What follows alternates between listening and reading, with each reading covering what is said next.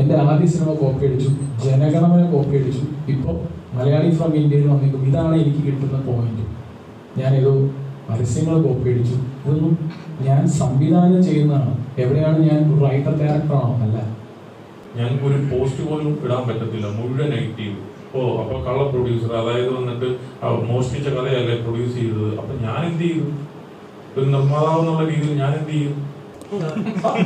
ഇവിടെ പോലും എഴുത്തുകാരന് ക്ഷണിച്ചു കൊടുക്കുക, ഇവിടെ പോലും സംവിധാനം എടുത്തോണ്ട് പോവാ. അതുകൊണ്ടാണ് ചിലരൊക്കെ സംവിധാനം എഴുത്തുകാർക്ക് ക്രെഡിറ്റ് കൊടുക്കില്ല.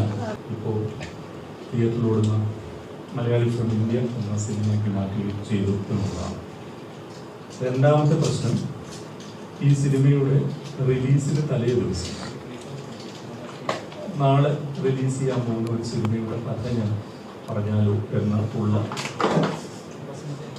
എന്നർത്ഥത്തിൽ അദ്ദേഹം ഒരു ഫേസ്ബുക്ക് പോസ്റ്റ് ഇടുകയുണ്ടായി. അപ്പോൾ ഇതിൽ ഈ ഞാൻ പറഞ്ഞ രണ്ടാമത്തെ പ്രശ്നം, ഈ ഫേസ്ബുക്ക് പോസ്റ്റുമായിട്ട് ബന്ധപ്പെട്ട പ്രശ്നം തീർച്ചയായിട്ടും ഒരു നിർമ്മാതാവിനുണ്ടാവുന്ന ഡാമേജുമായിട്ട് ബന്ധപ്പെട്ട പ്രശ്നമാണ്. അതിനകത്ത് തീർച്ചയായിട്ടും ശ്രീ CR കോപ്പറും ശ്രീ ലിസ്റ്റിനുമുണ്ട് നിങ്ങളോട് സംസാരിക്കും.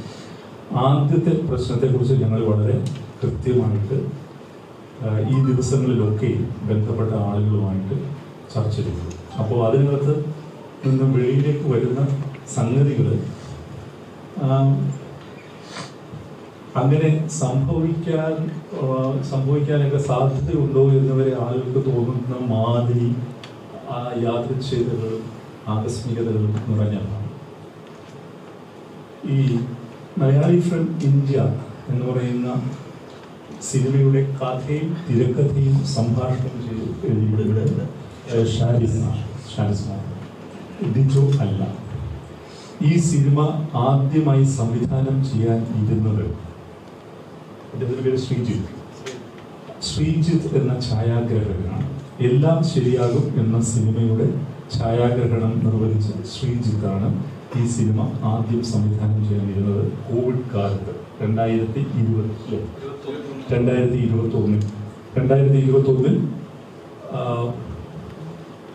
എല്ലാം ശരിയാകും എന്ന സിനിമ നടക്കുമ്പോൾ കോവിഡ് കാലത്ത് ഒരു ഇന്ത്യനും പാകിസ്ഥാനിയും ഒരുമിച്ച് ക്വാറന്റൈനിനകത്ത് പോകുന്ന ഒരു കഥ ഷാരിസ് ഈ ശ്രീജിത്തുമായിട്ട് പങ്കുവയ്ക്കുന്നു. ഞങ്ങൾ ശ്രീജിത്തിനോട് സംസാരിച്ചു.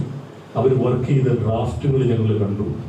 ശ്രീജിത്തും ഷാരിസും ചേർന്ന് ഇത് സിനിമയാക്കാനുള്ള ശ്രമത്തിനിടയിൽ ഹാരിസ് ദേശം എന്ന അദ്ദേഹം പ്രൊഡ്യൂസറാണ്, പ്രൊഡക്ഷൻ കൺട്രോളറാണ്, നിങ്ങൾക്കറിയാം. അദ്ദേഹത്തെ സമീപിക്കുന്നു. അദ്ദേഹത്തിൻ്റെ സ്ക്രീൻഷോട്ടുകളൊക്കെ ഞങ്ങൾക്ക് ഷെയർ ചെയ്തിട്ടുണ്ട്. അതും 2021 ഓഗസ്റ്റിലാണ്. അദ്ദേഹം അത് റോഷൻ മാത്യുവിനോട് പറയാനാണ് ആവശ്യപ്പെട്ടത്. ഇവരാവശ്യപ്പെട്ടത് റോഷൻ മാത്യുവിൻ്റെ അപ്പോയിൻമെൻറ്റും അദ്ദേഹമാണ് എടുത്തു കൊടുത്തത്. അങ്ങനെ ആ സിനിമ കുറച്ച് മുമ്പോട്ട് പോയി കഴിഞ്ഞിട്ട്, ആ ചർച്ചകൾ മുമ്പോട്ട് പോയി കഴിഞ്ഞിട്ട് അത് എങ്ങും എത്താതെ പോയ സന്ദർഭത്തിലാണ് ഷാരിസ് ജനഗണമന എന്ന സിനിമ നടക്കുമ്പോൾ ഇദ്ദേഹവുമായി ഈ ആശയം പങ്കുവയ്ക്കുന്നത്. അപ്പോൾ പ്രധാനപ്പെട്ട സംഗതി, ഷാരിസ് ഈ തിരക്കഥ ഏതാണ്ട് അതിൻ്റെ രണ്ടാമത്തെയോ മൂന്നാമത്തെയോ ഡ്രാഫ്റ്റ് പൂർത്തിയാക്കിയത് ശ്രീജിത്ത് എന്ന സംവിധായകന് വേണ്ടിയിട്ടാണ്. അത് ജനഗണമനയ്ക്ക് വളരെ മുമ്പാണ്. അതുകൊണ്ട് തന്നെ ഈ സിനിമയുടെ ടൈറ്റിലിൽ ശ്രീജിത്തിന് ക്രിയേറ്റീവ് കോൺട്രിബ്യൂട്ടർ എന്ന ക്രെഡിറ്റ് അദ്ദേഹം കൊടുത്തിട്ടുണ്ട്. കാരണം ശ്രീജിത്തിൽ നിന്നും ആശയങ്ങൾ സ്വീകരിച്ചിട്ടുണ്ട്. അതിനുശേഷമാണ് ഡിജോ രംഗത്ത് വരുന്നതും ഈ പടം ചെയ്യുന്നത്. അപ്പോൾ ജയസൂര്യയായിട്ട് ഞങ്ങളിപ്പോൾ സംസാരിച്ചു. ഡിജോ ആയിട്ട് ഒരു ആഡ് ചെയ്തപ്പോൾ പറഞ്ഞത് ഇങ്ങനെ ഒരു പടം ജോർജ് സാറും ഞാനുമായിട്ട് ചെയ്യേണ്ട ഒരു സിനിമ അല്ലേ, അത് മാറിപ്പോയി, അത് നിനക്ക് ചെയ്യാൻ താല്പര്യമുണ്ടോ എന്ന് പറഞ്ഞാൽ അദ്ദേഹം അതൊരു ഗംഭീര സംഭവമാണ് എന്ന് പറഞ്ഞ് ഒരു ലൈനിൽ അതിൻ്റെ വളരെ പ്രത്യേകം ഞങ്ങൾ എടുത്ത് ചോദിച്ചു എന്തൊക്കെ ഡീറ്റെയിലുകളാണ് പറഞ്ഞത്. അദ്ദേഹം പറഞ്ഞത് ഒരു സിനിമ ഗംഭീര ലൈനാണ്, ഒരു ലൈനിൽ ഞാൻ അതിൻ്റെ എന്തോ ഒന്ന് പറഞ്ഞു എന്നാണ് ഞാൻ നോക്കുന്നത്. വിശദമായി പറഞ്ഞില്ല, കാരണം അത് എൻ്റെ ജോലിയല്ല, അത് തിരക്കഥാകൃത്താണ് പറയേണ്ടത്. അത് നിഷാദ് കോയ ഇദ്ദേഹത്തെ ബന്ധപ്പെട്ട് പറയും എന്നുള്ളത്. അങ്ങനെ നിഷാദ് കോയയും ഇദ്ദേഹവുമായിട്ട് പിന്നീട് കമ്മ്യൂണിക്കേഷൻ നടക്കുന്നില്ല. പിന്നീട് ഇവരുടെ ഒരു റിക്കി നടക്കുമ്പോൾ, അതായത് ഇപ്പോൾ ചെയ്യുന്ന സിനിമയുടെ റിവ്യൂ നടക്കുമ്പോൾ അതെല്ലാം ഇൻസ്റ്റാഗ്രാമിൽ പോസ്റ്റ് ചെയ്തിട്ടുണ്ട്. അതായത് രഹസ്യമായിട്ടൊന്നുമല്ല ആ സിനിമ ചെയ്യാനായിട്ട് ഡിജോ തയ്യാറായിട്ട് റിവ്യൂ നടക്കുമ്പോൾ ആണ് പൃഥ്വിരാജ് പറഞ്ഞ് ഇതിൻ്റെ ഒരു സിമിലാരിറ്റി മനസ്സിലാക്കിയിട്ട് നിഷാദ് കോയ ഇദ്ദേഹത്തെ ബന്ധപ്പെടുന്നത്. അപ്പോൾ ബന്ധപ്പെടുമ്പോൾ ഇദ്ദേഹം പറയുന്നത് ഞാൻ ആവശ്യമാണെങ്കിൽ ഞാൻ അങ്ങോട്ട് വിളിക്കാം, പക്ഷേ ഈ സിനിമയുടെ പ്രവർത്തനങ്ങളുമായിട്ട് നമ്മൾ മുമ്പോട്ട് പോയിക്കൊണ്ടിരിക്കുകയാണെന്ന് പറഞ്ഞപ്പോൾ നിഷാദ് കോയ ഒരു PDF ഇദ്ദേഹത്തിന് ഷെയർ ചെയ്തു. അത് ഇന്ന് ഞങ്ങൾ വെരിഫൈ ചെയ്തിട്ടുണ്ട്. ആ PDF ഡൗൺലോഡ് ചെയ്യപ്പെട്ടിട്ടില്ല. അതായത് നിഷാദ് കോയ അയച്ചു കൊടുത്ത PDF ഡിജോ ഡൗൺലോഡ് ചെയ്തിട്ടില്ല. ഇപ്പോഴും അദ്ദേഹത്തിൻ്റെ ഫോണിൽ ഡൗൺലോഡ് ചെയ്യാത്ത PDF കിടക്കുന്നുണ്ട്. അപ്പോൾ ഈ സാഹചര്യങ്ങളെല്ലാം വിലയിരുത്തി കഴിഞ്ഞപ്പോൾ ഞങ്ങൾക്ക് മനസ്സിലായത് തീർച്ചയായിട്ടും ഒരേ കഥ, ഒരേ ആശയം ഒന്നിലധികം എഴുത്തുകാർക്ക് ഉണ്ടാവാം. അങ്ങനെ ഉണ്ടായിട്ടുള്ള ചരിത്രമുണ്ട്. ഏതായാലും ഈ പാകിസ്ഥാനിയും ഇന്ത്യനും ഇവിടെ നിന്ന് പോകുന്ന ആളുടെ രാഷ്ട്രീയ പശ്ചാത്തലമൊക്കെയാണ് ഇതിലെ കോമൺ എലിമെന്റ്സ്. എൻ്റെ സെക്കൻഡ് ഹാഫിൽ വരുന്ന സംഭവങ്ങളെല്ലാം രണ്ടുപേരുടെയും കഥ എൻ്റയർലി ഡിഫറൻറ്റുമാണ്. പക്ഷേ ഇങ്ങനെയുള്ള ചർച്ച നടക്കുമ്പോഴാണ് വേറൊരു സംഗതി കൂടി ഞങ്ങൾ മനസ്സിലാക്കുന്നത്. അതാണ് ഇതിനകത്തെ ഏറ്റവും ഇൻട്രസ്റ്റിംഗ് ആയിട്ടുള്ള ഫാക്ട്. 2013 വടക്കൻ സെൽഫി ഡയറക്ട് ചെയ്ത ശ്രീ പ്രജിത്ത്, അദ്ദേഹത്തിന് വേണ്ടി രാജീവ് എന്ന ഒരു നവാഗത എഴുത്തുകാരൻ 2013 ഇതേ കഥ സ്ക്രീൻ പ്ലേ ചെയ്തിട്ടുണ്ട്. 2013 അത് പ്രൊഡ്യൂസ് ചെയ്യാനിരുന്നത് പ്രൊഡ്യൂസേഴ്സ് അസോസിയേഷന്റെ മുൻ പ്രസിഡന്റ് ആയിട്ടുള്ള M. രഞ്ജിത്താണ്. M. രഞ്ജിത്ത് ഈ രാജീവിനും പ്രജിത്തിനും അഡ്വാൻസ് കൊടുത്തിട്ടുണ്ട്. അവര് അത് ഡെവലപ്പ് ചെയ്യുകയും ദിലീപുമായിട്ട് ഡിസ്കസ് ചെയ്യുകയും 2014-15 കാലഘട്ടങ്ങളിൽ 15-ലാണെന്ന് തോന്നുന്നു ദിലീപുമായിട്ട് ഇത് ഡിസ്കസ് ചെയ്തിട്ടുണ്ട്. ദിലീപ് അത് ചെയ്യാമെന്ന് പറഞ്ഞിട്ടും പിന്നീട് ദിലീപിനുണ്ടായ അസൗകര്യങ്ങളെ തുടർന്നാണ് ആ പടം നടക്കാതെ പോയത്. ഇതിനകത്തെ നമ്മൾ ഇത്തരം കാര്യങ്ങളെക്കുറിച്ചൊക്കെ സംസാരിക്കുമ്പോൾ ഞങ്ങൾക്ക് തീർച്ചയായിട്ടും ഇവിടെ റൈറ്റേഴ്സ് യൂണിയന്റെ ഭാരവാഹികളുണ്ട്. അവരെ സംബന്ധിച്ചിടത്തോളം അതിനകത്ത് ഏറ്റവും എമ്പതി അർഹിക്കുന്ന ഒരു ആള് എന്ന് പറയുന്നത് ഈ രാജീവാണ്. അദ്ദേഹത്തിന്റെ ആദ്യത്തെ സിനിമ നടന്നില്ല എന്ന് മാത്രമല്ല, അദ്ദേഹം ഇപ്പോൾ ഒരു സ്റ്റീൽ വർക്കുകൾ ചെയ്യുന്ന തൊഴിലാളിയായിട്ട് എറണാകുളത്തുണ്ട്.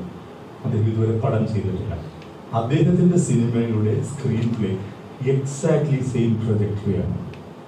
ഇങ്ങനെ നാട്ടിൽ രാഷ്ട്രീയ പശ്ചാത്തലമുള്ള ഒരാൾ പ്രശ്നത്തിൽപ്പെടുകയും വെളിയിലേക്ക് പോവുകയും അവിടെ അയാൾ ദേറയിലാണ് ആ കഥ നടക്കുന്നത്.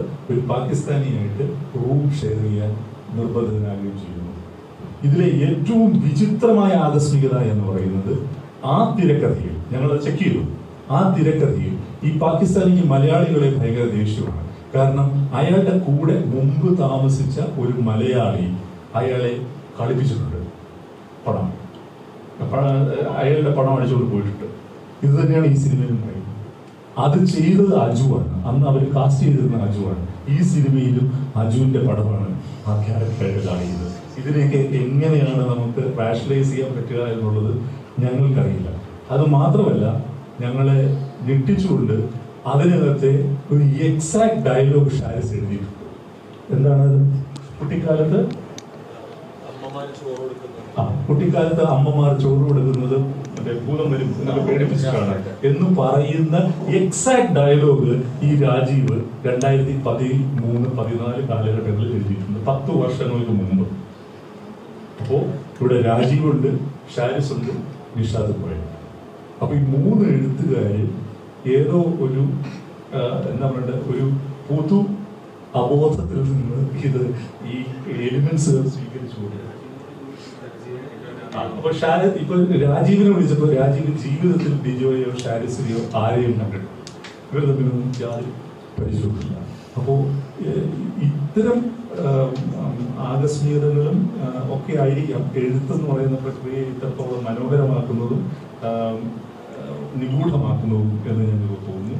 ഇതാണ് ഇവിടെ സത്യത്തിൽ ഉണ്ടായിരിക്കുന്നത്. എനിക്ക് നിങ്ങളോട് പറയാനുള്ളത്, ഈ ഒരു വിഷയം ബ്ലോൺ ഔട്ട് ഓഫ് പ്രൊപ്പോർഷൻ എന്ന് വേണമെങ്കിൽ പറയാം, ആ രീതിയിൽ ആയിത്തീർന്നിട്ടുണ്ട്. അതിന് മേൽ ഷാരിസിനും ഡിജോയ്ക്കും വല്ലാത്ത ഒരു മോബ് ലിഞ്ചിങ് ഈ സൈബർ ലോകത്ത് ഉണ്ടാകുന്നുണ്ട്. അവരെ വിടാതെ പിടിച്ചുകൊണ്ട് കള്ളന്മാരാക്കുന്ന പോസ്റ്റുകൾ നിരന്തരം അവർക്ക് അവരുടെ ഫേസ്ബുക്ക് ഉപയോഗിക്കാൻ പറ്റുന്നില്ല, ഇൻസ്റ്റ ഉപയോഗിക്കാൻ പറ്റുന്നില്ല. അങ്ങനത്തെ അവസ്ഥയിലാണ് ഈ രണ്ടുപേരും നിൽക്കുന്നത്. 100% ഞങ്ങൾക്ക് ബോധ്യപ്പെട്ടിട്ടുണ്ട് ഈ തിരക്കഥ ഷാരിസ് പൂർത്തിയാക്കിയത് ഇൻഡിപെൻഡൻ്റ് ആയിട്ടാണെന്നും അത് ഡിജോയ്ക്ക് വേണ്ടി അല്ല എന്നുള്ളത് ഞങ്ങൾക്ക് ബോധ്യപ്പെട്ടിട്ടുണ്ട്. ഇതേ തിരക്കഥ ഏതാണ്ട് അതിൻ്റെ എസെൻസ് പോകാതെ തന്നെ രാജീവ് എന്ന് പറയുന്ന ഒരു ചെറുപ്പക്കാരൻ 2013, 14, 15 കാലഘട്ടത്തിൽ അയാൾ 16 വരെ അയാൾ വർക്ക് ചെയ്തിട്ടുണ്ട് അതിനകത്ത്. ആ ആള് ഇപ്പോഴും എറണാകുളത്തുണ്ട്. അപ്പോൾ ഇതാണ് ഇതിലൂടെ ഞങ്ങൾക്ക് പറയാനുള്ളത്. പ്രൊഡ്യൂസേഴ്സ് അസോസിയേഷന് വേറൊരു ഗ്രീവൻസ് ആണുള്ളത്. ഒരു പടം ഇറങ്ങുന്നതിന് തലേ ദിവസം ആ പടത്തിൻ്റെ കഥ ഇതാണ് എന്ന് പറഞ്ഞ് സോഷ്യൽ മീഡിയയിൽ പോസ്റ്റ് ചെയ്തതിനെ സംബന്ധിച്ചാണ് അവരുടെ ഗ്രീവൻസ്. അത് അവരായിരിക്കും നിങ്ങളോട് സംസാരിക്കുന്നത്.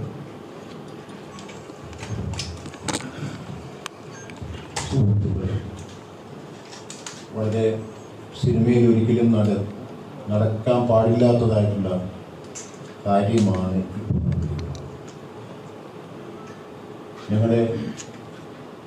ഞാനൊരു പ്രൊഡ്യൂസർ അസോസിയേഷൻ്റെ ഭാരവാഹിയിലുപരി 40-45 വർഷമായിട്ട് സിനിമ ചെയ്തുകൊണ്ടും അതൊരു ബിസിനസ്സായി കണ്ടുകൊണ്ടും ചെയ്തിരിക്കുന്ന ഒരു വ്യക്തിയാണ്. എന്നെ മാറി തന്നെ മിസ്റ്റർ ഡിസ്റ്റൻ സ്റ്റീഫൻ, അനിൽ തോമസ് എല്ലാവരും തന്നെ അവരവരുടെ വിധത്തിലുള്ള സിനിമ സ്നേഹം കൊണ്ട് വന്ന് ബിസിനസ് ചെയ്യുന്ന ആൾക്കാരാണ്. പക്ഷേ ഒരു ഷോക്കിക്കായിരുന്നു ഇതേമാതിരി ഇദ്ദേഹത്തിൻ്റെ ഈ സിനിമയുടെ പറ്റി ഒരു തിരക്കഥ വൃത്തായ, എനിക്ക് അദ്ദേഹത്തിന് നേരത്തെ അറിയാം,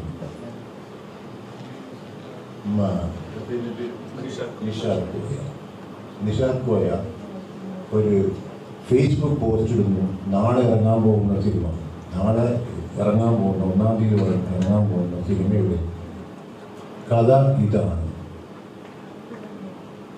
അത് നിങ്ങൾ കണ്ടാൽ ബോധ്യമാകും എന്നും പറഞ്ഞിട്ട് ഒരു ഫേസ്ബുക്ക് പോസ്റ്റ്, ഒരു ലോങ് ഇത് ഇമ്മീഡിയറ്റായിട്ട് തന്നെ ഞങ്ങളുടെ ഭാരവാഹികളായ ആൻഡ്രൂ ജോസഫും അതേമാതിരി തന്നെ രാകേഷും അതേമാതിരി തന്നെ പ്രത്യേകിൽ നിന്ന് സോമൻ സീനുകാർ അദ്ദേഹം വിളിച്ച് ഇദ്ദേഹത്തിനോട് റിക്വസ്റ്റ് ചെയ്തിട്ട് മാറ്റി, ആ ഫേസ്ബുക്ക് മാറ്റി. പക്ഷെ ആ സമയം കൊണ്ട് ഏറ്റവും കൂടുതൽ ഡാമേജ്ഡ് ആയത് ഇവരുടെയൊക്കെ ഇമേജാണ്.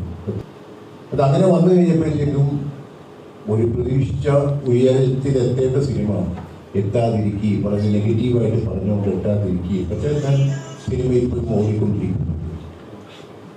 ആ സിനിമ അതിനെ ഇങ്ങനെ ഒരു പ്രക്രിയ ചെയ്യുന്ന ഒരു വ്യക്തി സിനിമ ഇൻഡസ്ട്രിയിൽ വേണമോ എന്നുള്ള കാര്യം ഞങ്ങളുടെ എക്സിക്യൂട്ടീവ് ഇമ്മീഡിയറ്റായിട്ട് കൂടുന്നുണ്ട്. അതിൽ ചർച്ച ചെയ്തതിന് ശേഷം ഞങ്ങൾ അതിനെപ്പറ്റിയുള്ള തീരുമാനം എടുക്കുകയാണ്. എന്ന് വെച്ച് കഴിഞ്ഞാൽ ഒരിക്കലും ഒരാൾ ചെയ്യും സിമിലാരിറ്റിയൊക്കെ ഇതൊരു പ്രൊഡ്യൂസറിൻ്റെ ബാധ്യതയല്ല.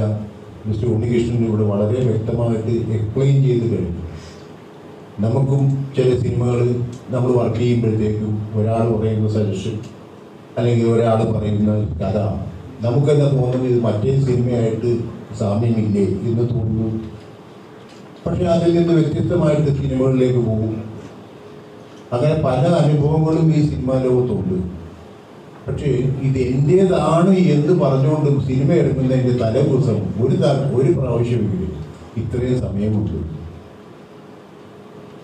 ഈ പറഞ്ഞ സിനിമ 165 ദിവസത്തോടെ ഷൂട്ട് ചെയ്തു. അത് ഇന്ത്യയിൽ, പാകിസ്ഥാനിലും, പഞ്ചാബിലും, ദുബായിലും ഒക്കെ ചിത്രീകരിച്ചു. അതിന് ഇത്രയും സമയം എടുത്തു കഴിഞ്ഞപ്പോഴത്തേക്കും ഈ സമയത്ത് ഇദ്ദേഹത്തിന് തിരിച്ചറിവുണ്ടായിരുന്നുവെങ്കിൽ എന്തുകൊണ്ട് ഇവിടുത്തെ ഞങ്ങളൊക്കെ പരിചയമുള്ള ആൾക്കാരാണ് നിഷാദ് കോയ, പല മെമ്പേഴ്സിനെയും പരിചയമുള്ളവരാണ്. ഇവിടുത്തെ പ്രൊഡ്യൂസർ അസോസിയേഷൻ്റെ പ്രസിഡൻ്റായിട്ടുള്ള മിസ്റ്റർ ആൻഡ്രൂ ജോസഫിന് വളരെ നന്നായിട്ട് അറിയാവുന്നവരാണ്. എന്നെ നന്നായിട്ട് അറിയാം. ഞങ്ങളൊക്കെ ഒന്ന് പരാതിപ്പെടാം.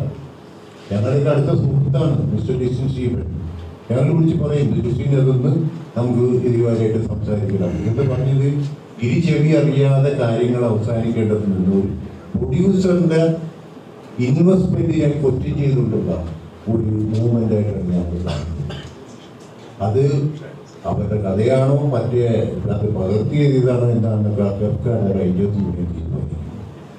അത് ഞങ്ങൾക്ക് ബാധിക്കുന്ന കാര്യങ്ങളല്ല. ഞങ്ങൾക്ക് ബാധിക്കുന്ന കാര്യം ഒരു പ്രൊഡ്യൂസറുടെ പ്രോജക്റ്റിനെ ടാർണിഷ് ചെയ്ത് അദ്ദേഹത്തെ നഷ്ടത്തിലാക്കുക എന്നുള്ള ഉദ്ദേശശുദ്ധിയാണ് ഞാൻ ചോദിക്കുന്നത്. ഇതൊരിക്കലും മലയാള സിനിമയിൽ സംഭവിച്ചിട്ടില്ല. മലയാള സിനിമയിൽ ഇത്രയും കാലത്തിൻ്റെ ഇടയിൽ നിങ്ങൾക്ക് എല്ലാവർക്കും കൂടെ പല പല ഇഷ്യൂസിനെ ഞങ്ങളൊക്കെ ഫേസ് ചെയ്തിട്ടുള്ളവരാണില്ല. പക്ഷേ ഇങ്ങനെ ഒരു സിനിമയ്ക്ക് ഡാമേജ്ഡ് ആക്കിക്കൊണ്ടുള്ള ഒരു ഫേസ്ബുക്ക് പോസ്റ്റോ മറ്റുള്ള കാര്യങ്ങളോ അത് പടം റിലീസിൻ്റെ തലേ ദിവസം പബ്ലിക്കായിട്ട് വരിക എന്നുള്ളത് ഒരിക്കലും പോലീസ് അസോസിയേഷൻ ഉദ്ദേശിച്ച് ക്ഷമിക്കാവുന്ന ഒരു കാര്യമല്ല എന്നാണ് എൻ്റെ personal calculation. And same time ഇതിനെപ്പറ്റി വിശദമായിട്ട് ചർച്ച ചെയ്തിട്ട് ഇദ്ദേഹത്തിന് ഇനി ഈ സിനിമയ്ക്ക് വേണം. ഇനി ഇത് നാളെ അയാൾ പറയാൻ പോകണമെന്ന് വെച്ചാൽ ഞാൻ അന്ന് പറഞ്ഞ കഥയാണ് ഇത് എന്ന് പറഞ്ഞിട്ട് എൻ്റെ നിർത്തത്തില്ല. അപ്പം അത് കാരണം ഇവിടെ ഇരിക്കുന്ന ഏത് കൂട്ടുകാർക്കുവാണെങ്കിലും അവർക്ക് ഞാനന്ന് പറഞ്ഞല്ലോ നിങ്ങളുടെ അടുത്ത് ഇവിടെ വെച്ച് നമ്മൾ കണ്ടല്ലോ എന്ന് പറഞ്ഞു കഴിഞ്ഞാൽ അതും വിശ്വസിക്കാൻ ആൾക്കാരുണ്ടോ. അപ്പം ഇങ്ങനെ പ്രവൃത്തി ദൂഷ്യമുള്ള ആൾക്കാരെ നമുക്ക് സിനിമയിൽ വേണോ വേണ്ടേ എന്നുള്ളത് എക്സിക്യൂട്ടീവ് കമ്മിറ്റി കൂടി തീരുമാനിക്കും. ഞങ്ങൾക്ക് വളരെയധികം വേദനയുണ്ട്. ഞങ്ങളെ പ്രത്യേകിച്ച് അത് എടുത്തെടുത്ത് പറയുന്ന വേറൊന്നുമല്ല, ഞങ്ങളുടെയൊക്കെ ഇനി വരാൻ പോകുന്ന തലമുറയുടെ പ്രൊഡ്യൂസറായിട്ട് വന്നിരിക്കുന്ന ആൾക്കാരാണ് ഇപ്പോൾ ഡിസ്ട്രിക്ട് ചീഫിനൊക്കെ ഉള്ളവരൊക്കെ. സന്ദീപ് സെന്നാമയും ട്രിവാൻഡ്രത്ത് പോയാൽ ദൈവം ഇവിടെ ഉണ്ടായിരുന്നു.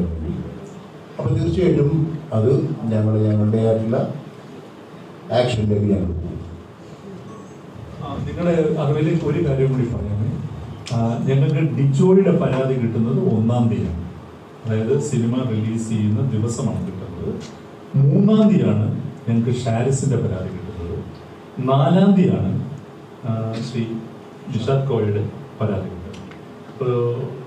സാങ്കേതികമായി അദ്ദേഹം നമ്മുടെ പൂർണ്ണ അംഗത്വം എടുത്തിട്ടില്ല. പക്ഷെ അങ്ങനെ ഉള്ളപ്പോൾ പോലും അങ്ങനെ ഒരു പരാതി വന്നാൽ അത് അർഹിക്കുന്ന ഗൗരവത്തോടു കൂടി ഞങ്ങൾ കാണാറുണ്ട്. അതുകൊണ്ടാണ് ഇത്രയും ഇങ്ങനൊരു മീറ്റിംഗ് ഇപ്പോൾ വിളിക്കാൻ കാരണം. അപ്പോൾ പരാതി കിട്ടിയപ്പോൾ മുതൽ വിശദമായിട്ട് ഞാൻ വീണ്ടും ആവർത്തിച്ച് പറയുന്നു, ഞങ്ങളുടെ ഫോക്കസ്, ഞങ്ങളുടെ ഇൻട്രസ്റ്റ് എന്ന് പറയുന്നത് കഥാചോരണം എന്നുള്ള സംഗതി മാത്രമാണ്. കാര്യം അത് തൊഴിലവകാശവുമായി ബന്ധപ്പെട്ട ഒരു കാര്യമാണ്. എഴുത്തുകാരൻ്റെ തൊഴിലവകാശവുമായി ബന്ധപ്പെട്ട ഒരു കാര്യമാണ്. അത് മാത്രമാണ് ഞങ്ങളുടെ ഫോക്കസ്.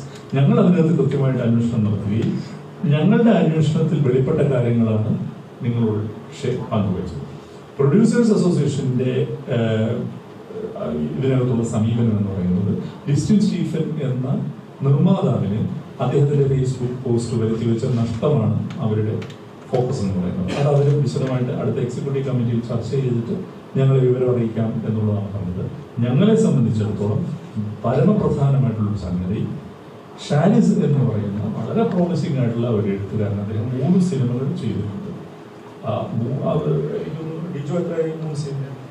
ഡിജോയും 4ാമത്തെ സിനിമയാണോ? ഷാരിസിന്റെ 4ാമത്തെ സിനിമ, ഡിജോയുടെ 3ാമത്തെ സിനിമ. അപ്പൊ ഇവര് 2 പേരും വളരെ പ്രോമിസിംഗ് ആയിട്ടുള്ള ചെറുപ്പക്കാരാണ്. എഴുത്തുകാരെന്ന നിലയിലും സംവിധായകൻ എന്ന നിലയിലും അവർക്ക് ഒരു സംശയത്തിന്റെ പുകമറയ്ക്കുള്ളിൽ അവര് നിൽക്കുകയും അവരുടെ ഇന്റഗ്രിറ്റിയെ കാര്യമായിട്ട് അവിശ്വസിക്കുന്ന പോലെയുള്ള സംഗതികൾ എല്ലാ ദിവസവും അവർക്ക് അഭിമുഖീകരിക്കേണ്ടി വരുന്നു എന്നുള്ള അവരുടെ ദുഃഖമാണ് അവർ ഞങ്ങളോട് പങ്കുവച്ചത്. അതുകൊണ്ട് ഞങ്ങൾ അതിനെ വിശദമായി അന്വേഷിക്കുകയും ഞങ്ങൾക്ക് പൂർണ്ണമായും ബോധ്യപ്പെട്ടിട്ടുണ്ട് ഇതിനകത്ത് യാതൊരു വിധത്തിലുള്ള കഥാചോരണവും സംഭവിച്ചിട്ടില്ല എന്നുള്ളത്. ഇതിനകത്ത് ഏറ്റവും ആദ്യം ആലോചിച്ച ആളാണ് പരാതി കൊടുക്കുന്നെങ്കിൽ പരാതി തരേണ്ടത് രാജീവ് എന്ന ചെറുപ്പക്കാരൻ. ഇതുവരെ ഒരു സിനിമയും ചെയ്യാത്ത രാജീവ് എന്നത് എനിക്ക് തോന്നുന്നു നിങ്ങൾക്ക് അദ്ദേഹത്തെ അന്വേഷിക്കുകയും അദ്ദേഹത്തെ കാണുകയും അതൊരു നല്ല കാര്യമായിരിക്കും എന്ന് എനിക്ക് തോന്നുന്നുണ്ട്. കാരണം അദ്ദേഹത്തെ പോലുള്ളവർക്ക് കൂടി അവകാശപ്പെട്ടതാണ് സിനിമ എന്ന് പറയുന്നത്. അദ്ദേഹം ഇതുവരെ സിനിമയും ചെയ്തിട്ടില്ല. അതിന്റെ നിർമ്മാതാവുമായിട്ട് സംസാരിച്ചു. ആ സിനിമ നിർമ്മിക്കേണ്ട ആള് പ്രൊഡ്യൂസർ അസോസിയേഷന്റെ മുൻ പ്രസിഡന്റാണ്, വളരെ സീനിയർ ആയിട്ടുള്ള പ്രൊഡ്യൂസറാണ്, എം രഞ്ജിത്താണ്. ഇപ്പൊ രഞ്ജിത്തും പറഞ്ഞു ഇത് തന്നെയാണ് ഉണ്ടായത്. ഞങ്ങള് ദിലീപുമായിട്ട് ബന്ധപ്പെട്ടു. അപ്പൊ അദ്ദേഹത്തോടും ഇവർ ഈ കഥ പറഞ്ഞിട്ടുള്ളതാണ്. ഇതാണ് ഞങ്ങൾ ഈ വിഷയത്തെ കുറിച്ച് പറയാനുള്ളത്. ഇത്രയും കൂടി. Thank you sir. ഈ നടന്നതല്ല അത്ഭുതകരമായിട്ടുള്ള സാമ്യങ്ങൾ മാത്രമാണ്, യാദൃശ്ചികതകൾ മാത്രമാണ്, ആരും കുറ്റക്കാരല്ല, അതാണോ നിങ്ങളുടെ? അല്ലാതെ എന്താ ചെയ്യാൻ പറ്റും? രാജീവ് ഇതുവരെ കണ്ടിട്ടില്ല, ഇവരെ കണ്ടിട്ടില്ല, കഥ പറഞ്ഞിട്ടില്ല. നിഷാദ് കോയയും ഇവരും ഇതൊന്നും കഥ ഡിസ്കസ് ചെയ്തിട്ടില്ല. ഞാൻ പറഞ്ഞത് അങ്ങനെ തന്നെ നിങ്ങൾക്ക് പോലും വിശ്വസിക്കാൻ പ്രയാസം ഉണ്ടാകുന്ന സംഗതിയാണ് നടന്നിരിക്കുന്നത്. ഞാൻ പറഞ്ഞില്ലേ, എക്സാക്ട് ഡയലോഗ് പോലും ഇതിനകത്ത്. അതെങ്ങനെയാണ് സംഭവിക്കുന്നതെന്ന് ചോദിച്ചാൽ ഞാൻ അതിന് ഉത്തരം പറയാൻ അശക്തനാണ്. ഞങ്ങളെല്ലാവരും ഇതൊക്കെ പലതവണ വ്യക്തിപരമായും ഫേസ് ചെയ്തിട്ടുണ്ട്. ഈ ഫെഫ്കയുടെ 2008 മുതൽ ഫെഫ്കയുടെ പ്രവർത്തനങ്ങളിൽ ഒരു ചുമതല വഹിക്കുന്ന ആളെന്ന നിലയിൽ ഞാൻ ഇതിനു മുമ്പ് ഒരുപാട് ഇത്തരം സിറ്റുവേഷനിലൂടെ കടന്നു പോയിട്ടുണ്ട്. ആളുകളെ ഇരുത്തി നമ്മൾ ചർച്ച ചെയ്തിട്ടുണ്ട്. ഇത് ആദ്യമായിട്ടാണ് പബ്ലിക് ഡൊമൈനിൽ ഇത്രയും പ്രശ്നം ഉണ്ടായിട്ട് പിന്നീട് ഒരു ചർച്ച നടക്കുന്നത്. സാധാരണ ചർച്ച നടക്കും, അത് പരിഹരിക്കപ്പെടുക എന്നുള്ളതാണ്. പക്ഷെ ഇവിടെ നിർഭാഗ്യവശാൽ ഇതൊരു പബ്ലിക് ഡൊമൈനിലാണ് ഇതിന്റെ ഏറ്റവും വലിയ ചർച്ചകൾ നടന്നത്. ഞാൻ പറഞ്ഞത് എല്ലാം ഫാക്ട്സ് ആണ്, നിങ്ങൾക്ക് ചെക്ക് ചെയ്യാവുന്ന ഫാക്ട്സ് ആണ്. ഡിജിറ്റൽ തെളിവുകളുടെ അടിസ്ഥാനത്തിൽ കൂടിയാണ് പറയുന്നത്. ഷാരിസ് എപ്പോഴാണ് ഇമെയിലിൽ ഹാരിസ് ദേശത്തിനും റോഷനും ഈ സ്ക്രീൻ പ്ലേ ഷെയർ ചെയ്തതെന്നുള്ളത് ഞങ്ങൾ ചെക്ക് ചെയ്തു. അത് ഡിജിറ്റൽ അവിടെ ഉണ്ട്. ഹാരിസ് ദേശത്തിന്റെ വാട്സപ്പ് സന്ദേശങ്ങളുടെ മുഴുവൻ സ്ക്രീൻഷോട്ട് എടുത്തിട്ടുണ്ട്. ഇദ്ദേഹത്തിന്റെ PDF ഇദ്ദേഹം ഡൗൺലോഡ് ചെയ്യുകയോ ഈ നിമിഷം വരെ നിങ്ങൾക്ക് പരിശോധിക്കാം ഓപ്പൺ ചെയ്യുകയോ ചെയ്തിട്ടില്ല എന്നുള്ളതിന് തെളിവുണ്ട്. രാജീവിന്റെ ഡ്രാഫ്റ്റുകൾ മുഴുവൻ ഞങ്ങൾ കണ്ടു. പ്രജിത്താണ് സംവിധായകൻ. അപ്പോൾ താങ്കളുടെ ചോദ്യം യെസ് അതാണ് എന്നുള്ളതാണ് ഉത്തരം. അതിപ്പം ഒരു പ്രൊഡ്യൂസർ കുറച്ച് ഒരു പ്രൊഡ്യൂസറിനെ സംബന്ധിച്ച് വലിയൊരു നഷ്ടമാണ് ഉണ്ടായിരിക്കുന്നത്. ഒരു പ്രമോഷൻ ചെയ്തിട്ട് കോടികൾ മുടക്കി ചെയ്യുമ്പോൾ ഒരു തലേന്ന് നിങ്ങൾ പോസ്റ്റ് കാണുന്നു. എൻ്റെ ഇപ്പം തന്നെ സിനിമയെ നല്ല രീതിയിൽ ബാധിച്ചിട്ടുണ്ട്. വേണമെന്ന് വെച്ചാൽ നമുക്ക് നിയമപരമായി ഇതിനെ നിയന്ത്രിക്കുന്നുണ്ട് അദ്ദേഹത്തിന്. അല്ല, തീർച്ചയായിട്ടും അതൊക്കെ എപ്പോൾ വേണമെങ്കിലും നടത്താവുന്ന കാര്യമാണ്. കാരണം നമ്മൾ ഇങ്ങനെയൊരു സിനിമ ഇത്രയും വലിയ കോസ്റ്റിൽ 132 ദിവസം ഷൂട്ട് ചെയ്തൊരു സിനിമ നമ്മൾ 1 വർഷം മുന്നെയാണ് ഈ സിനിമ ഷൂട്ടിംഗ് ആരംഭിച്ചത്. നമ്മൾ മെയ് 1-ാം തീയതി റിലീസ് ചെയ്യുമ്പോൾ നമ്മുടെ സംഘടനയിൽ നമ്മുടെ കുടുംബത്തിൽ അംഗമായിട്ടുള്ള ഒരു മെമ്പർ നാളെ റിലീസ് ചെയ്യാൻ പോകുന്ന സിനിമയുടെ കഥ ഇത് അറിഞ്ഞോളൂ എന്ന് പറഞ്ഞിട്ട് ഒരു പോസ്റ്റ് ഇടുന്നു. മെയ് 1-ാം തീയതി ഇന്ത്യയിൽ ഒറ്റ സിനിമ റിലീസ് ചെയ്തിട്ടുള്ളൂ. അതിന് വേറെ നമ്മുടെ സിനിമ അല്ല എന്ന് പോലും വിചാരിക്കാനായിട്ട് വേറൊരു സിനിമ കൂടെ റിലീസ് ചെയ്തിട്ടില്ല. അപ്പം ഇത് മലയാളി ഫ്രം ഇന്ത്യ എന്ന സിനിമയെ ഉദ്ദേശിച്ച് മാത്രമായിട്ടാണ്. അങ്ങനെ അത് ചെയ്യുമോ? ഞങ്ങൾ അതിന്റെ പിറ്റേ ദിവസം ഒരു ഇന്റർവ്യൂ കുറേ മാധ്യമങ്ങൾക്ക് വിളിച്ചിട്ട് ഓൺലൈനെ വിളിച്ചിട്ട് ഞങ്ങൾ കൊടുത്തോണ്ടിരിക്കുന്നതിന്റെ ഇടയിൽ അതിൽ നിന്ന് ഒരു ഓൺലൈനിൽ നിന്ന് മാത്രമാണ് ഒരു ചോദ്യം വന്നത്. ഇങ്ങനെ നിഷാദ് പോയ ഒരു പോസ്റ്റ് ഇട്ടല്ലോ എന്ന് പറഞ്ഞിട്ട് അതിന് ഞങ്ങൾ കൊടുത്ത റിപ്ലൈക്കാണ്.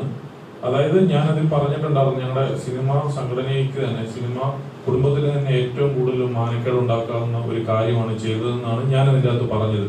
അതിന് റിപ്ലൈ ആയിട്ട് വീണ്ടും ഇതേ ഓൺലൈനിനെ വിളിച്ചിട്ട് വീണ്ടും ഒരു ഇന്റർവ്യൂ കൊടുക്കുകയാണ്.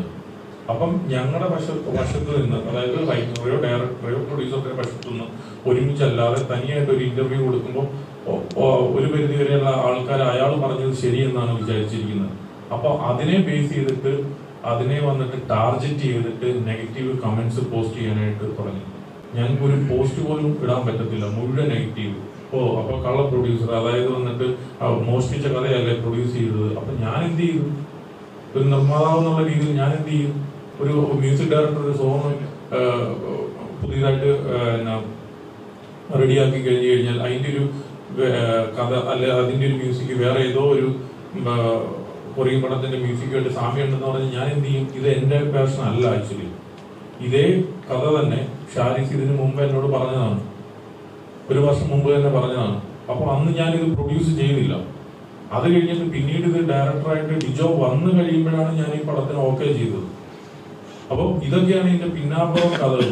പക്ഷെ ഇതിപ്പോ മനുഷ്യന് പുറത്ത് ഇറക്കി നടക്കാൻ പറ്റിയതല്ലാത്ത വിധത്തില് ഡിജോയൊക്കെ ഭയങ്കരമായിട്ട് വിഷമിച്ചു.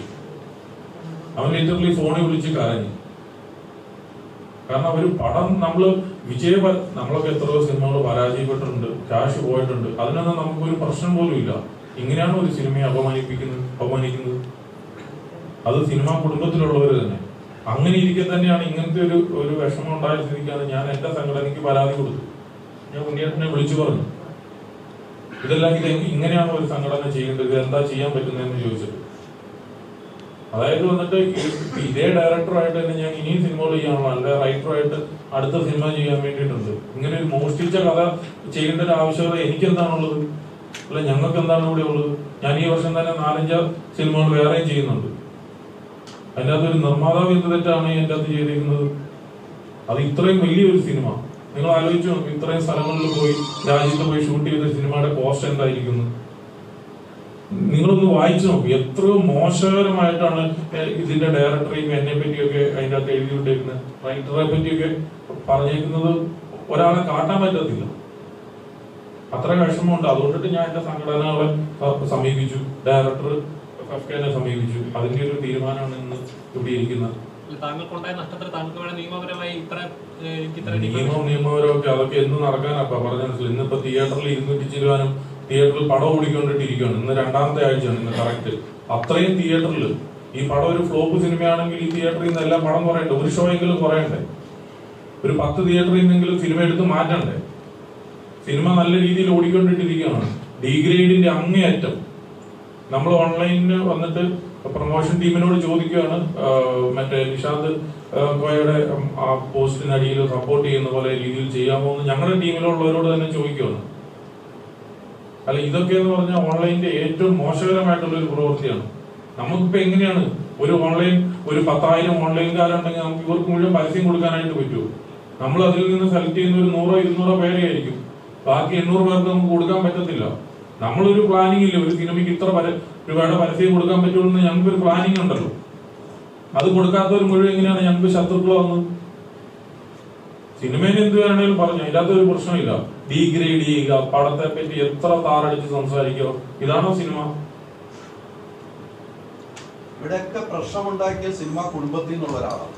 ഓൺലൈൻകാരടച്ച് നമുക്ക് പറയാം, സിനിമ കുടുംബത്തിൽ നിന്ന് ഒരാൾ വന്നാണ് ഈ പ്രശ്നം ഉണ്ടാക്കിയത്. അല്ലാതെ ഓൺലൈൻകാരുണ്ടാക്കിയ പ്രശ്നമല്ല. എന്നിട്ട് അദ്ദേഹം ഒരു ഇന്റർവ്യൂ കൊടുക്കുന്നു, അദ്ദേഹം ഫേസ്ബുക്കിൽ എടുക്കും, പിന്നീട് പിൻവലിക്കുന്നു, വീണ്ടും ഒരു ഇന്റർവ്യൂ കൊടുക്കുന്നു. അവിടെയാണ് ഈ പുറലോകം മൊത്തം അറിഞ്ഞത് എന്നാണ് നിശ്ചയം മനസ്സിലാക്കേണ്ടത്. ഓൺലൈൻകാർ മൊത്തം പരസ്യമില്ലാത്തതുകൊണ്ട് ഡീഗ്രേഡ് എന്നുള്ള സാധനമല്ല അതിനകത്തുള്ളത് എന്ന കാര്യത്തിൽ ഒരു സംശയമില്ല.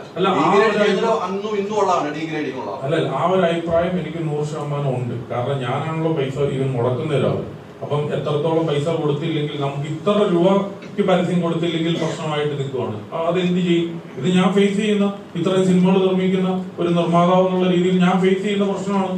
എനിക്ക് ഞാൻ ഫേസ് ചെയ്യുന്ന പ്രശ്നമല്ലേ പറയാൻ വേണ്ടിയിട്ട് പറ്റുള്ളൂ. എങ്ങനെയാണ് ഒരു സിയാദക്ക നാളെ ഒരു പടം ഇറക്കുന്നുണ്ട്, സിയാദക്കായ്ക്ക് ഒരു പ്ലാൻ ഉണ്ടല്ലോ, ഞാൻ ഈ പടത്തിന് വേണ്ടിയിട്ട് ഇത്ര രൂപ മുടക്കുന്നുള്ളൂ എന്നൊരു പ്ലാൻ ഉണ്ടല്ലോ. ഞാൻ വേറൊരു രീതിയിൽ ഇപ്പൊ അധികം ഫ്ലെക്സ് ബോർഡ് ഒന്നും വെക്കണ്ടായിരിക്കും. ഇപ്പോഴത്തെ കാലഘട്ടത്തിൽ ഡിജിറ്റലിൽ മാത്രം പ്രൊമോഷൻ ചെയ്താൽ മതി. ഞാൻ കേരളത്തിൽ 250 ഫ്ലെക്സ് ബോർഡ് വെച്ചിട്ടുണ്ട്. അത് എന്റെ സാറ്റിസ്ഫാക്ഷൻ ആണ്. എന്റെ സിനിമ എവിടെ ചെന്ന് കഴിഞ്ഞാലും കാണാം എന്നുള്ള രീതി. അത് ശരിയാണെന്ന് ഞാൻ ഉദ്ദേശിക്കുന്നില്ല, അത് എന്റെ സാറ്റിസ്ഫാക്ഷൻ. ഈ സിനിമയുടെ പ്രൊമോഷൻ ചെയ്ത രീതിയിലും മിസ്റ്റേക്കുകൾ പറ്റിയിട്ടുണ്ടോ? ആദ്യം ഒരുപാട് താങ്കൾ തന്നെ പറഞ്ഞിട്ടുണ്ട്, ഇൻഫ്ലുവൻസേഴ്സിനെ വെച്ചിട്ട് പാളിച്ചകൾ പറ്റിയിട്ടുണ്ട്. അതുകൂടെ ആവാം ഇത് ഇത്രയും ഡിലേ ആവാനും ഇങ്ങനെ ഒരു ഇതൊക്കെ വിശ്വസിക്കുന്നുണ്ടോ? അല്ല, ആദ്യമേ തന്നെ ഒരുപാട് വിഷമമുണ്ട്. നല്ല എന്താ പറയുക, ഫെഫ്ക എൻ്റെ സംഘടനയോട് ഞാൻ ആദ്യം കടപ്പെട്ടിരിക്കുന്നു. കാര്യം ഞാൻ ജസ്റ്റ് 2-3 പോയിന്റ് പറയാം. ഈ ഇഷ്യൂ നടക്കുമ്പോൾ ശനിയാഴ്ച ഞാൻ ബഹറിലായിരുന്നു, പ്രൊമോഷന് വേണ്ടി പോയതാണ്. എന്തുകൊണ്ട് ഞാൻ ഇത്രയും ഡിലേ ആയെന്നുള്ളൊരു ഉത്തരവാണ് ഞാൻ ആദ്യം തരുന്നത്. ഞാൻ കൃത്യമായിട്ട് ഉണ്ണിസാറിനെയും ഫെഫ്കയിലെ ഓരോരുത്തരെ വിളിച്ച് ചോദിച്ചിട്ടാണ് ഇന്നത്തെ ദിവസം വെച്ചത്. ഞാൻ ഇന്നലെ ഉച്ചയ്ക്ക് ശേഷം എത്തി, ഇന്നാണ് ഞങ്ങളെല്ലാവരും നീങ്ങുന്നത്. അപ്പോൾ എൻ്റെ കയ്യിൽ കംപ്ലീറ്റ് ഡീറ്റെയിൽസ്. ഇതിൻ്റെ ഇടയിൽ സുഹൃത്തെ എന്തിനാണെന്ന് എനിക്ക് മനസ്സിലാവുന്നില്ല, ഒരു പോസ്റ്റ് ഇടാൻ പറ്റുന്നില്ല. സിനിമ ഈ ഫസ്റ്റ് ഡേ മുതൽ ഡീഗ്രേഡിങ് ഫേസ് ചെയ്തുകൊണ്ടിരിക്കുകയാണ്. ഞങ്ങളൊരു നല്ല സിനിമ ചെയ്യണമെന്ന് ഓർത്ത് ഒരുപാട് ആഗ്രഹിച്ച് ഞങ്ങളുടെ ഇൻഡസ്ട്രിയിൽ വന്നു. ഞങ്ങൾ പുതിയ ആൾക്കാർ തന്നെയാണ്. 6 കൊല്ലമായി കട്ടിട്ടോ മോഷ്ടിച്ചിട്ടോ അല്ല സിനിമ ചെയ്യാൻ ആഗ്രഹിച്ച് വന്നത്.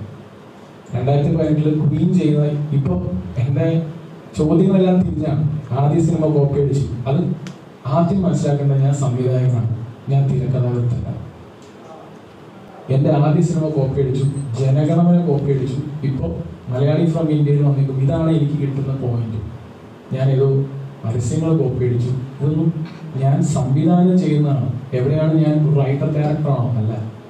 അപ്പം ഇതിന് കൃത്യമായ കാര്യങ്ങൾ ചോദിച്ചിട്ട് വേണ്ടേ നമ്മളോടൊരു ഇത് അവതരിപ്പിക്കാൻ. പേഴ്സണലി ഇതിൻ്റെ പടത്തിൻ്റെ പ്രൊമോഷൻ നിങ്ങൾക്ക് എൻ്റെ മുന്നത്തെ 2 ചിത്രങ്ങളും അറിയാം. അതിന് എൻ്റെതായ രീതിയുണ്ട്. ജനഗണമനയുടെ തലേ ദിവസം പ്രൊഡ്യൂസറായി ലിസ്റ്റ് തന്നെ വിളിച്ച് ചോദിച്ചാണ്, എടാ കോടതിയുടെ രംഗങ്ങൾ ഇറക്കണ്ടേ? ഞാനിവിടെ പറഞ്ഞത് വേണ്ട, പ്രേക്ഷകർ ഏറ്റെടുക്കും ഫസ്റ്റ് ഡേ എന്ന് ഞാൻ പറഞ്ഞ പേരിലാണ് അത് ഇറക്കാതിരുന്നത്. അതേപോലെ എനിക്ക് ഈ സിനിമയ്ക്ക് എനിക്ക് ഒരിക്കലും ഇന്ത്യ പാകിസ്ഥാൻ സെഗ്മെന്റ്സ് വിടാൻ കഴിയില്ല. ഞാൻ എന്തിനത് വിടണം?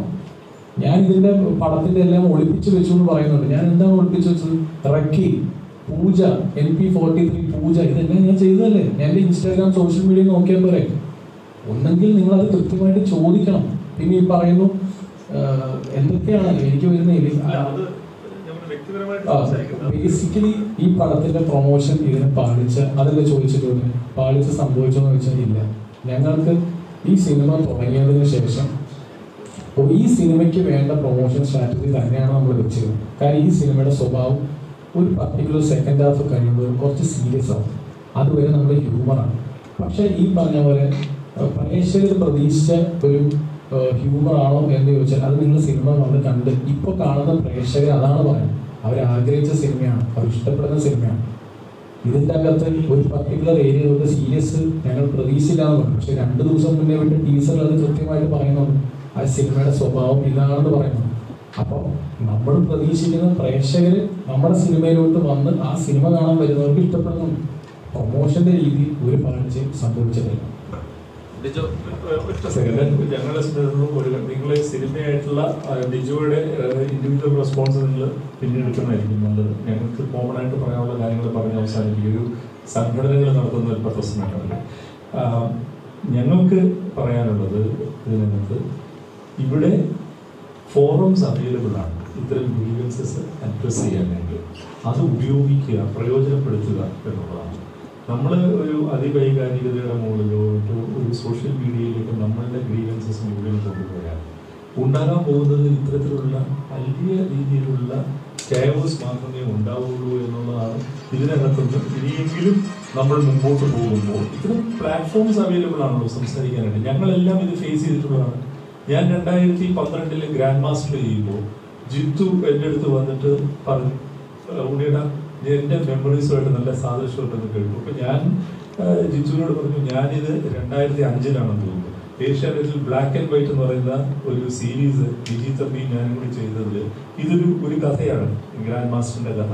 അപ്പൊ അന്ന് മുതലുള്ളതിനെ ഞാൻ അതിന്റെ അന്വേഷണ ഉദ്യോഗസ്ഥന്റെ ക്യാരക്ടർ മാറ്റിയപ്പോൾ അത് ജിത്തുവിന്റെ മെമ്മറീസുമായിട്ട് ഭയങ്കര സാദൃശ്യമാണ്.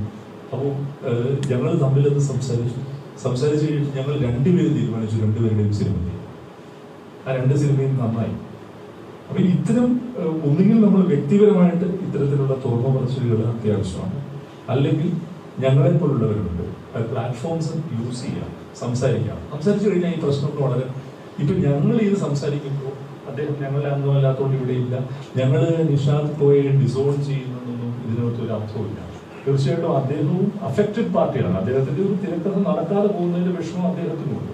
അപ്പൊ ആ കാര്യങ്ങളെല്ലാം കണക്കിലെടുക്കുമ്പോൾ നമുക്ക് വേണ്ടത് ഇതിനകത്തെ ഒരു ക്രമപ്പെടലാണ് വേണ്ടത്. ഇതിന് ഒരു പ്രൊസീജിയർ ഉണ്ട്. അതിലേക്ക് നമ്മൾ കടന്നു കഴിഞ്ഞാൽ ഇത്തരത്തിലുള്ള പ്രശ്നങ്ങളിലേക്ക് പോകാതെ നമുക്ക് ഈ കാര്യങ്ങൾ പരിഹരിക്കാൻ പറ്റും. അതിന് ആരാണ് ഏറ്റവും കൂടുതൽ സഹായിക്കേണ്ടത് നിങ്ങളെ പോലുള്ളവർ കൂടിയാണ്. കാരണം നമ്മൾ ആ കാര്യങ്ങൾ റേസ് ചെയ്യുമ്പോൾ അതിനെ ആ അർത്ഥത്തിൽ തന്നെ അഡ്രസ് ചെയ്യുകയും സഹായിക്കുകയും വേണം. അപ്പൊ ഇത് എന്ന് പറയുന്നത് ഇപ്പൊ നമ്മൾ പറയുന്നത് നിങ്ങൾ ദയവ് ചെയ്ത് മനസ്സിലാക്കേണ്ട ഒരു കാര്യം, ഇത് എഴുത്തുകാർക്കിടയിൽ സംഭവിക്കുന്ന എന്തോ ഒരു, ഞാൻ നേരത്തെ താങ്കൾ ചോദിച്ച പോലെ ഒരു വിചിത്രമായ ആകസ്മികത എന്ന് നമുക്ക് വേണമെങ്കിൽ പറയാം.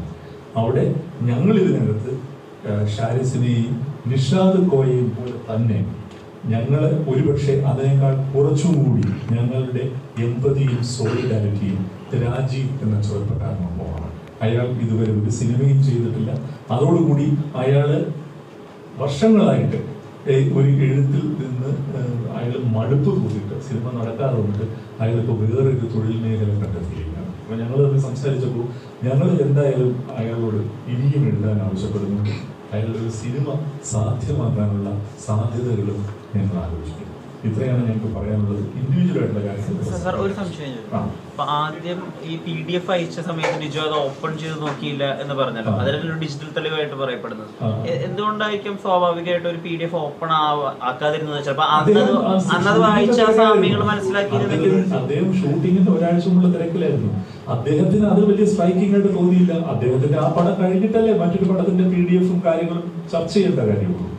ഇതിനകത്ത് അതിനേക്കാൾ വലിയ ഒരു ഡിജിറ്റൽ തെളിവ് എന്ന് പറയുന്നത് ഷാരിസിന്റെ തന്നെയാണ്. ഇതിനകത്ത് എന്തുകൊണ്ടാണ് ഡിജോയിലേക്ക് ഇത് പോകുന്നത്? ഇതിന്റെ ഇന്റലക്ച്വൽ പ്രോപ്പർട്ടി ആരുടെയാണ്? ഷാരിസിന്റെയാണ്. അതിന്റെ ഡേറ്റ് ആണ് കൃത്യമായിട്ട് ഞങ്ങൾ പറഞ്ഞത്. അതിന് വേറൊരു സംവിധായകനായിരുന്നു. ആ സംവിധായകന് ഇതിന്റെ ടൈറ്റിൽ കാർഡിൽ അയാൾക്ക് ക്രെഡിറ്റ് കൊടുത്തിട്ടുണ്ട്. അത് വേറൊരു പ്രൊഡ്യൂസറാണ് ചെയ്യാനിരുന്നത്. ഇതിനെല്ലാം ആ ഡ്രാഫ്റ്റുകളും ആ ഡ്രാഫ്റ്റ് ഇദ്ദേഹത്തിന്റെ കയ്യിൽ ഇപ്പോഴും ഉണ്ട്. എന്താണ്, ആൽക്കമിസ്റ്റ് എന്നല്ലേ പേര്? അതെ, അങ്ങനെയാണ് അദ്ദേഹം അത് ആദ്യം ടൈറ്റിൽ ചെയ്തത്. ആൽപ്പറമ്പിൽ PSc കെമിസ്ട്രി എന്ന് പറഞ്ഞിട്ടായിരുന്നു അതിന്റെ ടൈറ്റിൽ. അപ്പോൾ അതുവരെ അദ്ദേഹത്തിന്റെ കയ്യിലുണ്ട്. അതുകൊണ്ട് ഇതിനകത്ത് ഉണ്ടായിരിക്കുന്നത് തീർച്ചയായിട്ടും തെറ്റിദ്ധാരണകൾ എന്ന് തന്നെ പറയാം. അത് സംഭവിച്ചത് ഇതിനേക്കാൾ നന്നായി ഇത് കൈകാര്യം ചെയ്യപ്പെടുമായിരുന്നു ഇത്തരത്തിലുള്ള ഫോറംസ് അവർ യൂസ് ചെയ്തിരുന്നത് എന്ന് മാത്രം പറയുന്നു. നന്ദി, നമസ്കാരം. ലിസ്റ്റിനും ഡിജോയും അന്ന് പറഞ്ഞിരുന്നു ഈ ഫേസ്ബുക്ക് പോസ്റ്റ് ഇടുന്നതിന് മുമ്പ് നിഷാദ് കോയ നിങ്ങളായിട്ട് ബന്ധപ്പെട്ടിട്ടില്ല എന്ന്. ഇപ്പോൾ ഈ തുറന്നിട്ടില്ലെങ്കിൽ പോലും ഒരു PDF നിഷാദ് കോയ അങ്ങോട്ട് അയച്ചിട്ടുണ്ട്. അതുപോലെ നിഷാദ് കോയ ഞങ്ങളോട് സംസാരിക്കുമ്പോൾ വ്യക്തമാക്കിയതാണ് ഈ പോസ്റ്റ് ഇടുന്നതിന് മുൻപ് വക്കീലുമായി ലിസ്റ്റിനോട് സംസാരിച്ചിട്ടുണ്ട് എന്ന്. അപ്പൊ ഇത് നിഷാദ് കോയ വ്യക്തമാക്കിയതാണല്ലോ, നേരത്തെ കമ്മ്യൂണിക്കേറ്റ് ചെയ്തിട്ടുണ്ട്. ഞാനൊരു കാര്യം ചോദിക്കട്ടെ, നിഷാദ് കോയ ഇദ്ദേഹത്തോട് സംസാരിക്കുകയാണെങ്കിൽ അത് നേർക്ക് നേരുള്ള സംസാരം. ഒരു വക്കീൽ എന്ന് പറഞ്ഞാൽ ഈസ് ആക്ടിങ് ലീഗലി അല്ലേ? വക്കീലല്ലേ വിളിക്കുന്നത്. വക്കീൽ വിളിച്ചപ്പോൾ ലിസ്റ്റ് എന്ത് പറഞ്ഞു? എന്റെ സിനിമ നാളെ റിലീസ് ചെയ്യാൻ പോവാണ്, നിങ്ങളിപ്പോ ഒരു വക്കീൽ വിളിച്ചാൽ ഞാൻ എന്ത് പറയാനാണ്? ഇപ്പോഴും അദ്ദേഹത്തിന് ആ ഓപ്ഷൻ ഓപ്പൺ ആണല്ലോ അല്ലേ?